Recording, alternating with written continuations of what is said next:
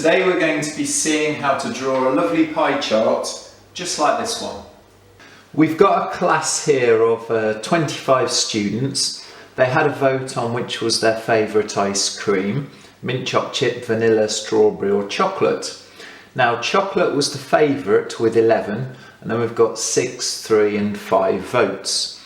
Now we're going to turn this table of data into a pie chart. Stage 1 is finding out the number of degrees each of these categories should have to fit into our pie chart.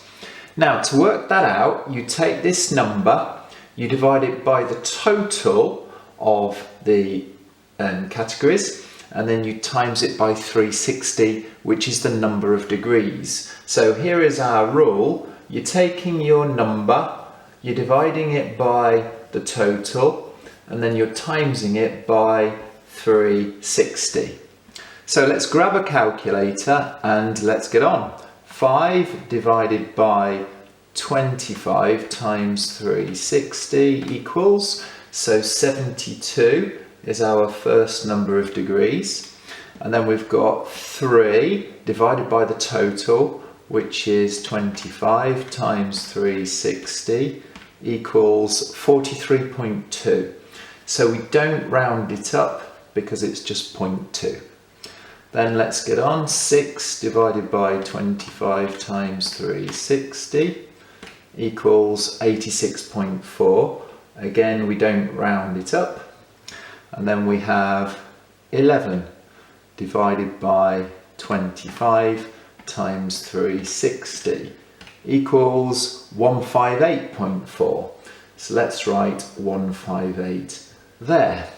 Now, these numbers must add up to 360, and if they don't, you have to sneakily just raise one up or down. So let's just check. 158 is the amount degrees for chocolate, plus 86 plus 43 plus 72 equals, it's actually 359. Now, we can't have it as 359, we must have it as 360. So I'm just going to sneakily just change our chocolate one from 158 to 159. It was 158.4 anyway, so it was close enough. Now our degrees now add up to 360, and now we're in a perfect situation for drawing our pie chart. Step number 1, you need to draw a circle. So I'm going to line it up so it'll fit nicely on this piece of paper. Now you can either move the pencil around or you can actually spin the paper. My preferred technique is to spin the whole of the paper around. And I like doing this because then the point of our compass tends to stay in the same position. Make sure you know where the point was, so you've got a central part to your circle, and then we're going to get drawing in the amount of degrees for our sections. Now stage number 1, draw a straight line from the cross there up to the top of the circle, and that's going to be the starting point for marking out our segments. Then you need a protractor. So here is a protractor. The centre bit of the protractor here always has to be on the cross. So you line up the centre of your protractor with the cross in the middle, and then the naught bit here has to be on the line.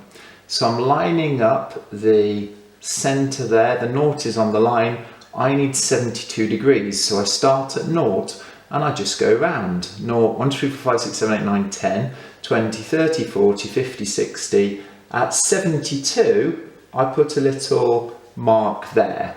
I then grab my ruler and I draw a line from the cross in the centre through the mark that I've just made, like so. And then that first segment is mint choc chip. So I don't forget, I can just write in here mint choc chip. Now the next one, vanilla, is 43 degrees. So at this stage, again, the centre of my protractor has to go on the cross in the middle, and I turn it around so this 0 degrees is in line with the line. So there we go, centre is on, 0 degrees, like so, and this time it's 43 degrees we need. So 0, 10, 20, 30, 40, mark on the 43, like so, get a ruler, draw the line from the cross through the bit I've marked and to the edge of the circle, and this time that is vanilla. Then we have strawberry, which is 86, so again, circle there, the 0 is on the line, 0, 10, 20, 30, 40, 50, 60, 70, 86 is just there. Grab my ruler, go from the cross through the line to the edge of the circle, like so. And then the final bit, strawberry, which is the final bit, which is chocolate, should be the remaining amount of degrees which we've got. It should be 159 degrees. So let's just check we haven't made a mistake. The centre part on, line up the 0, 10, 20, 90, we go all the way around, and good. It's lining up with 159 degrees. And I'm going to write chocolate in there. Now, the whole point in doing a graph is it's easy for the viewer to understand what's going on, and this is why we colour them in.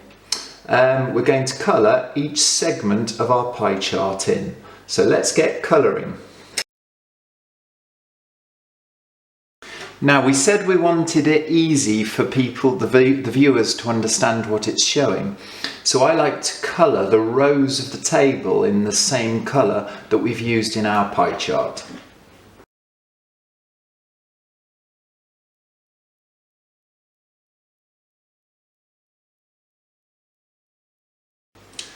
By colouring in the table, it means the viewer can then quickly compare the segment with the precise data and see the numbers as well. That is our completed pie chart.